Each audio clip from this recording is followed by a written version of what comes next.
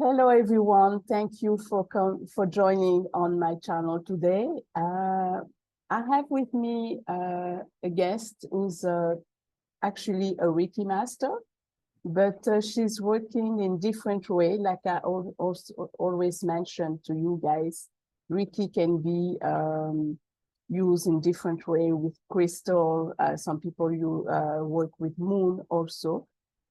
So here we are, Tash. Hello, Tash. How are you today? Hi, Beverley, good in you. I'm great. Thank you. Thank you for joining today. It's only my pleasure. Can you tell us a little bit about yourself, who you are, and also what you do? Okay, no problem. So I'm Tash. I'm based in South Africa. I am a Reiki practitioner and I am actually also a Jill of all trades. So nothing is ever too much of a challenge for me. That's what I go for is a challenge. So I love working with my hands. Um, so if I'm not busy in my practice, you can find me either in the mountains or out in my workshop where I'm busy restoring furniture. So I love working with wood. So I buy a secondhand piece and just restore it. So yes, I am very much connected to nature. So I make a point of going hiking at least once a week, sometimes twice. And I'm also a mother with two toddlers, so they have to come with mama when she hikes. So they've been hiking with me from the age of 2 already. Oh, that's wonderful. That's great. Wow. Yes.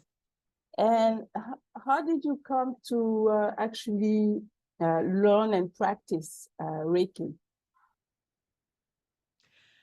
Yes, that's actually a very interesting story, and my children actually plays a big role in that because they were a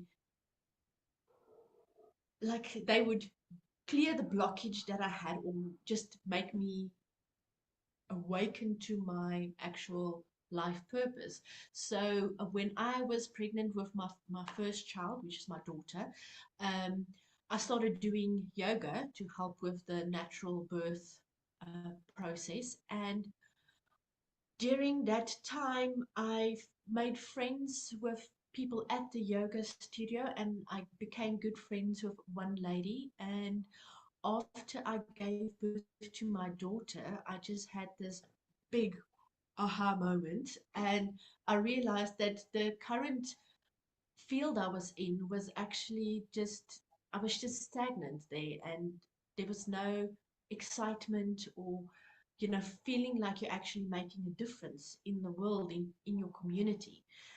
And so after I had my daughter, I never returned to my old work. So I started working with this friend I made in the yoga classes, and I started selling crystals with her.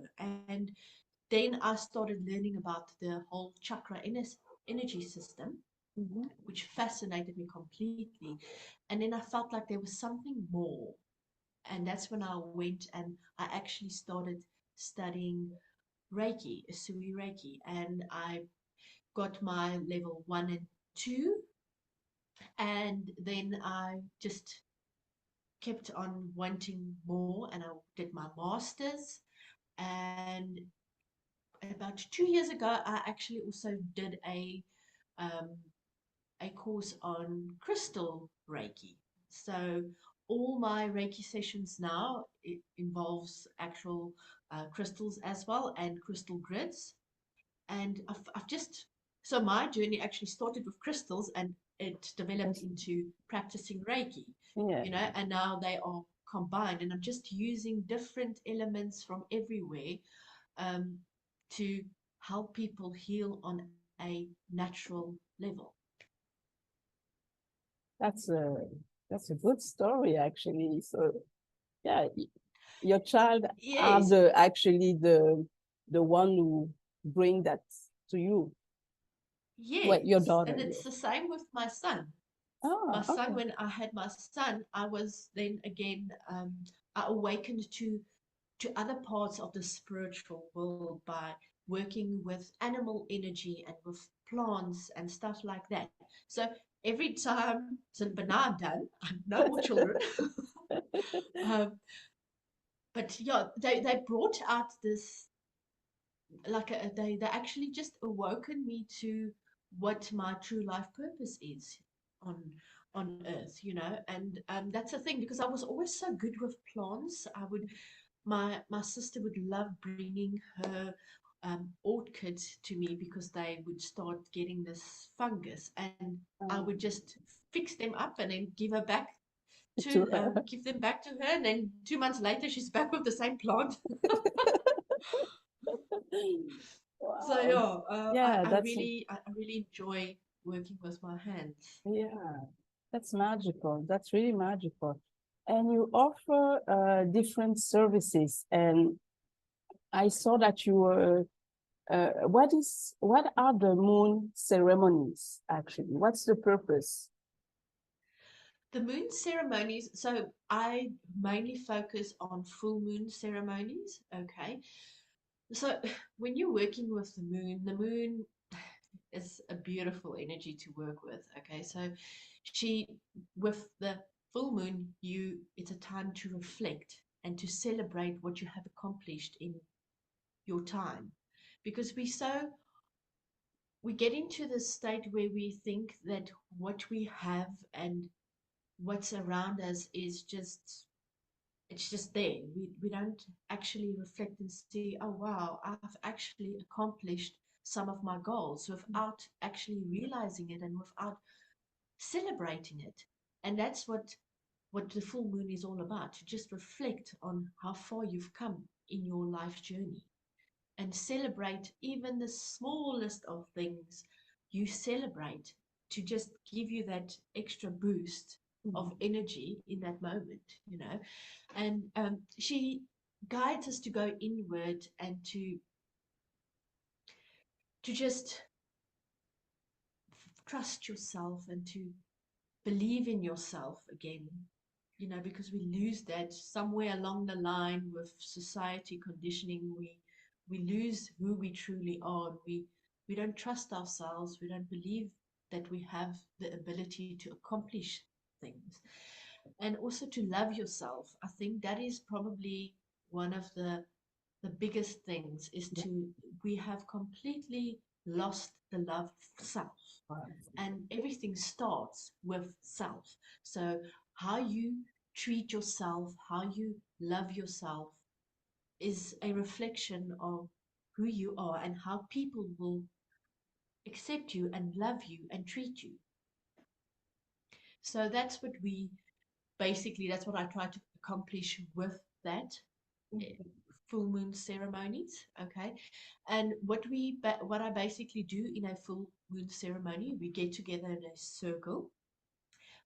I open the circle by calling in our spiritual guides, and I also work with goddesses and their energy that they hold, and I bring that in as well to protect us and to also bring in messages that we need to hear in this given moment at that point. Okay. And then we do a short meditation just to get clear of the monkey mind. So we're not doing our checklists while we're in this ceremony. Okay. Yeah. Yes, that's probably one of the biggest problems we have, is the monkey mind. We're always thinking of other things and not being present in Frozen. this given moment. And then after the meditation, each person draws a oracle card, Mhm. and you take your time to look at your oracle card, and then we do some journaling. Okay, so the purpose of journaling is, the full moon energy is so amplifying that it spikes your intuition, and in that moment you get messages from source, and without you actually realizing it. So when you actually take that moment of being present and to journal, that comes up without controlling your thoughts and or anything. You just write it down, and then after that you can go back and you can reflect on what has come through for you in that period. And then we close the circle off by each person giving 3 things that they are grateful for in that given moment, because that's also something we lack, is gratitude, to have an attitude of gratitude. Mhm. So my ceremonies, we always end off with being grateful for what we have in life. And then we give a small offering. Each person can bring something to offer to the full moon. Um, it can be wine, flowers. Some people bring some hair, and we just put it in the circle. And after that, we have a discussion between ourselves and listen to each other's stories. It's actually such a beautiful experience because it just brings people closer in that moment. I can imagine. Yeah. Wow. Yes. That's one. Oh, Yeah. that's really, it's a special. I'm sure it's a special moment, right? Yes, it is definitely. You can feel the energy because everybody brings their energy into the circle, and they spirit guides and their own medicine. So it's actually such a powerful moment, and it's actually like a sacred moment because we are coming together Yeah. and bringing our energies together to make good, and actually just being appreciative of being here now. And you do also a spiritual ceremonies. Yes, I do. So a spiritual ceremony is actually to find your spirit animal. Some people call it spirit animal, or your power animal, or your animal totem. Okay, Okay. so basically, spirit animals are spiritual helpers. They gift us their power, and they connect with us on a spiritual dimension. So on your higher self level or your soul level, um, and they are connected with source. We are all connected with source. So in this spiritual ceremonies, or spiritual animal ceremonies, we will again come together as a group. We do a short meditation, again, to get rid of the monkey mind. And then we have a big bonfire. This is something that I only do outside because you need the elements of earth and fire. Fire. And then we start with drumming. So it's shamanic drumming. And then you start focusing on the fire. We dance around the fire. And as you start dancing, it's it's the most amazing experience. All of a sudden, you will just feel your body moving in a certain way. And as you stand there, you can actually see what spirit animal that person has in them. Because you'll see people dancing like snakes, or you'll see people dancing like dragons. It's it's beautiful to actually experience that, to see how many people in a circle have their different spirit animal. And a spirit animal, you have your specific spirit animal that's assigned to you from birth all the way through life.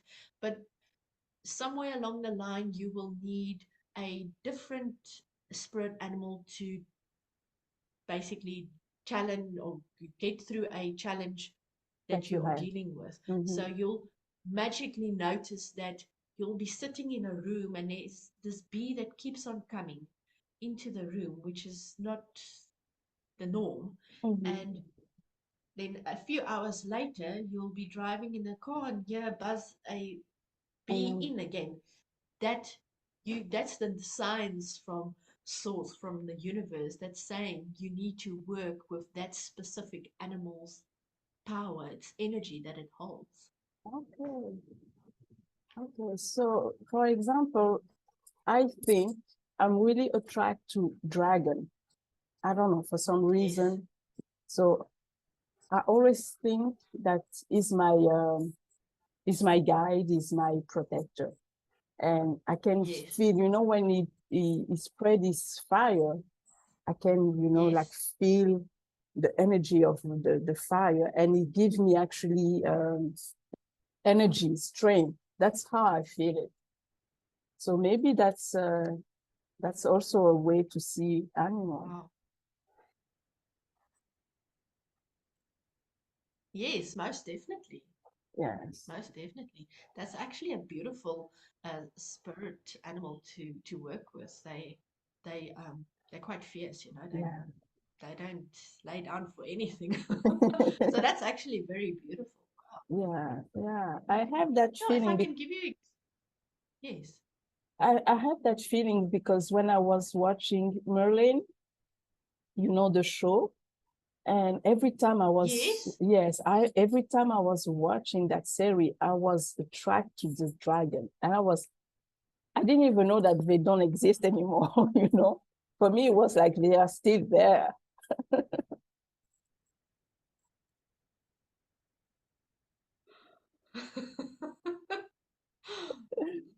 Yeah, so yeah, I think it's my animal protector. Yes. Wow. Yeah. That's amazing. It's actually, yes, no, definitely. Most definitely. If you have such a strong connection with it, and with the energy it holds, it's definitely your sign is there. Yeah, yeah, definitely. Now, if I can give you some examples on a few of the animals, like the one that comes up a lot is the bear. And the bear helps you to heal all levels within the body, on a spiritual level, on a physical level, on a Mhm, mental level, or a emotional level. Okay, and it also helps to instill physical strength and serenity within you. And mhm, if you look at the horse instills commitment to actually achieve your goals. So that's a beautiful animal to work with if you're trying to manifest something, because it instills willpower within you, and finding your place on earth, because so many of us don't feel like we belong. mhm, Yeah, we find it very difficult to find our place on earth. And then one that I also like working with is the duck. Uh, And the duck helps you to give you courage and to start something new. Now, that again is something that that's an animal that you work with during new moon, because it's new beginnings. Okay. And it's beautiful if you think about the duck, how it can adapt from being in the water, then up into the air, and then being on land. So it also helps you with being adaptable in various Situation. situations. Yes. Okay. And what about the dog? The duck, No, the dog. a dog, a Yeah, a dog. dog. The dog is to help you with expressing oneself, to clear any blockages within the throat, because we also struggle with that, to self express in life. I have a dog, so that's why. Okay, I'm now again a cat lover. Okay. No, I've cat got my no. cat in the room here with me, actually. She follows me everywhere. And yes, at the beginning, you were saying that you are based in South Africa. And Yes. I'm curious to find out how the people over there actually accept the energy healing, because I'm also here in Congo, and I know it's not really easy for people to understand. It's not sometimes in the culture. So what is your challenge, and how people actually react to that? Yes, I'm glad you asked that question. So, in this city that I am in, the people here are extremely conservative. So, I find it extremely difficult here to actually awaken people or show them what energy healing is really about. And it's extremely difficult in this city. But when you move to bigger cities like Johannesburg, the people there are very open-minded and less conservative. Uh, and as well, Cape Town is beautiful. Every person there is so connected with their spiritual world and Okay. being that it's amazing to actually work with people there. But the challenge here for me is that as soon as you say to someone, I'm a Reiki practitioner, Yeah. what's that? That they've never heard of it. And when you start explaining it to them by saying it's energy healing, and they're like, energy, energy. Yes, energy is our whole basis of existence. Mm. Energy is all around It's us. And that made me aware that people have very limited knowledge of energy healing and the whole spiritual realm, and actually that there is other healing forms and modalities out there than just medication and mm. drugs and stuff like that. Mhm. So I have actually, with that, I have had this calling to just bring awareness within my community here of what energy healing is, what is Reiki, what is your chakra system, and just any spiritual aspect. I just educate people in that department because, or in that area, because they are very unaware, and it's very good because it makes you actually feel like there is a need Okay. for this community to also, you know, become spiritually awakened in that area. Mhm. So I do a lot of work on the chakra system because it seems like people have no clue. They think that it is something of a a different culture, Mm. which partly yes it is, but it is a human. There is no human that does not No have habits. a chakra system. That is how we develop within the womb. You know, Mm. your root is the which is located in the spine, is the first chakra system that actually, or center that develops from the second trimester till the first year of life, Mhm. and then we move to the sacral, which is the womb area, which is from 6 months to 2 years in development.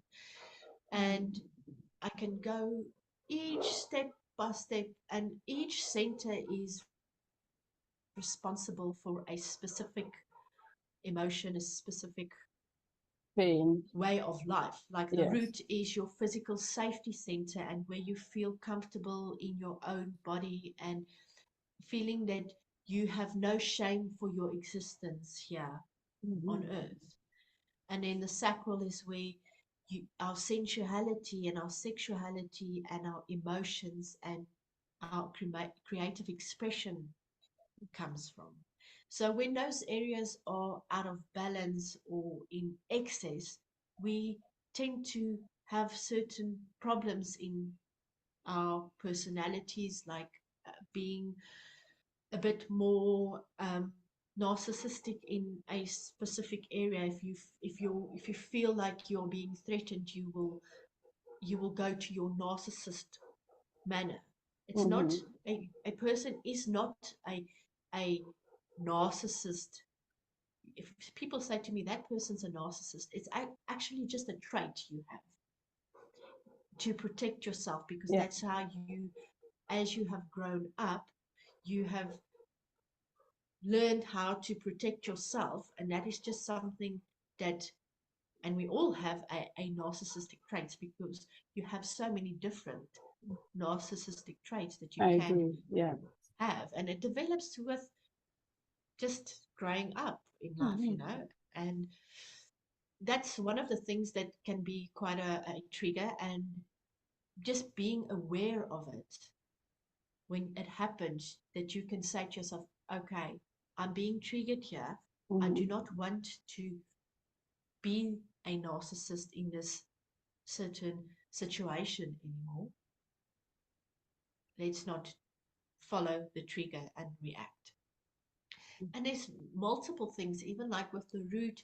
If you have financial difficulties, that comes from the root, because the safety and the security area has been traumatized with various things, being suppressed on a religious level, or being abused verbally, physically. All those aspects basically affect you without you knowing it. Mhm.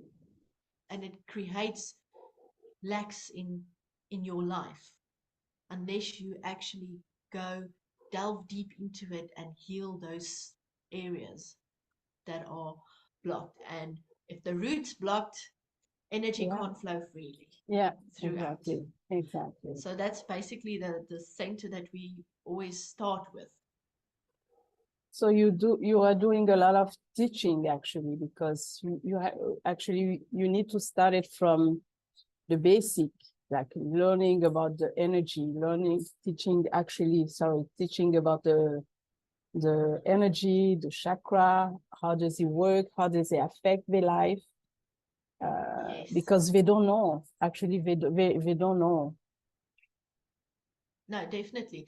Yes, Beverly. So I think to approach it from the very basics, like what is energy, and just by like the the one person one day said to me, energy, but energy is light. I said, Right. no, just by something moving, there's Yeah. energy that's causing it to move.